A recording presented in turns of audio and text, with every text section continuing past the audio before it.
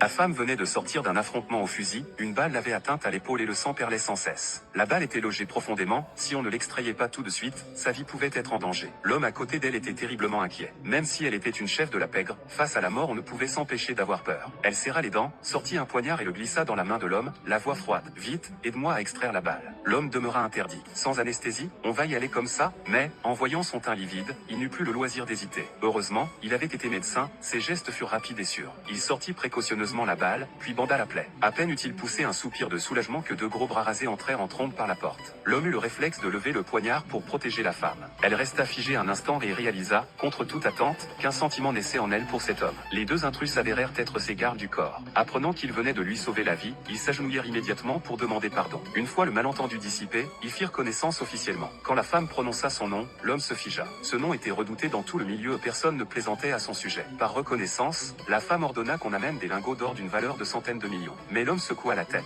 Sauver une vie, c'est le devoir d'un médecin. Surpris, elle crut qu'il n'était pas intéressé par l'argent et fit venir plusieurs jolies femmes pour le récompenser. Rougissant d'embarras, il fit non de la tête, repoussant la proposition. Elle haussa un sourcil, sourire en coin. Tu refuses l'argent, tu refuses les beautés, alors moi? Elle s'approcha d'un pas. L'homme, paniqué, trébucha et se laissa tomber sur le canapé. Il se précipita pour accepter, bredouillant. D'accord, je l'accepte. Au petit matin suivant, il fut réveillé par des voix réglées et en chœur. Le petit déjeuner est prêt, servez-vous. Il ouvrit les yeux, une douzaine de gardes du corps encerclaient le lit. Rouge de honte, il